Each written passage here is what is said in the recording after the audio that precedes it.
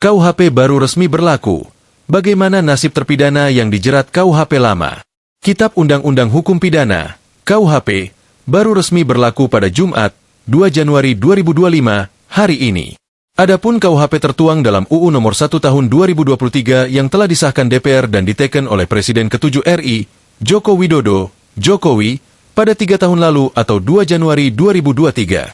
Sementara itu, ketentuan tentang pemberlakuan KUHP baru ini tertuang dalam Pasal 624. Undang-undang ini mulai berlaku setelah 3 tahun terhitung sejak tanggal diundangkan.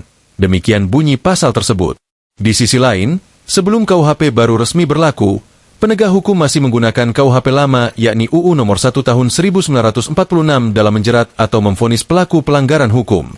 Setelah KUHP baru berlaku, bagaimana nasib pelaku pelanggaran hukum terkait pasal yang disangkakan atau dijatuhkan kepadanya?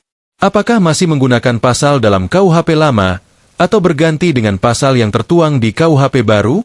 Tak ada UU berlaku surut, termasuk KUHP. Pakar hukum pidana dari Universitas Trisakti, Abdul Fikar Hadjar, mengungkapkan bahwa tidak ada undang-undang yang berlaku surut, termasuk UU KUHP. Sehingga, tersangka atau terpidana yang sudah diproses atau divonis sebelum KUHP baru berlaku, maka pasal yang digunakan tetap berdasarkan KUHP lama. UU itu tidak ada yang berlaku surut.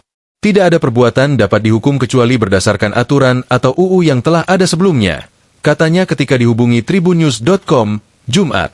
Lalu, ketika ditanya terkait adanya pasal 3 ayat 1 KUHP baru, Abdul mengatakan bahwa aturan tersebut merupakan aturan umum yang berlaku di KUHP seluruh negara di dunia. Adapun bunyi dari pasal tersebut yakni, dalam hal terdapat perubahan peraturan perundang-undangan sesudah perbuatan terjadi, diberlakukan peraturan perundang-undangan yang baru, kecuali ketentuan peraturan perundang-undangan yang lama menguntungkan bagi pelaku dan pembantu tindak pidana. Masih mengacu pasal itu, Abdul mengingatkan bahwa aturan tersebut tidak berlaku bagi seluruh kasus yang diproses atau telah divonis dan berujung berkekuatan hukum tetap atau inkrah. Dia menegaskan, pasal tersebut hanya berlaku ketika pasal di KUHP baru menguntungkan tersangka, terdakwa, atau terpidana. Adapun yang dimaksud menguntungkan yakni terkait lama hukuman. Itu aturan umum di mana memberlakukan UU yang menguntungkan terdakwa jika dalam waktu yang sama ada UU mengaturnya. Itu aturan umum KUHP yang berlaku dimanapun di dunia, tegasnya. Di sisi lain, Abdul mengungkapkan, tak ada banyak bedanya antara KUHP lama dan KUHP baru. Dia mengatakan, pembeda utamanya hanyalah pihak yang merumuskan saja. Sebenarnya tidak banyak yang berbeda KUHP lama dan baru, hanya yang KUHP baru itu asli buatan Indonesia, sementara KUHP lama itu peninggalan benda, ujarnya.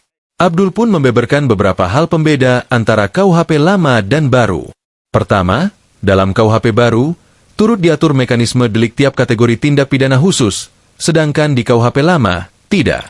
Namun, dia mengatakan, mekanisme delik di KUHP baru tidak diatur secara detail, tetapi masih diperlukan UU lainnya untuk mengatur. Ada beberapa tindak pidana khusus yang deliknya juga diatur dalam KUHP baru seperti tipikor, terorisme, TPPU, dan tindak pidana khusus lainnya. Tetapi pengaturan secara umumnya saja.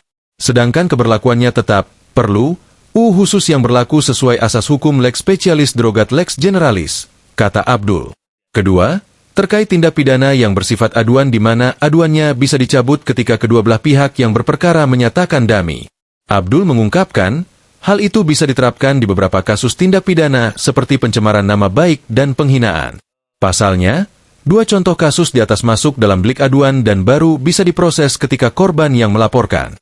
Untuk kejahatan pencemaran nama baik atau penghinaan atau tindak pidana aduan lainnya bisa dimediasikan antara korban dan pelaku.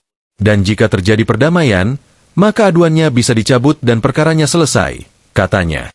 Download Tribun X sekarang, menghadirkan lokal menjadi Indonesia.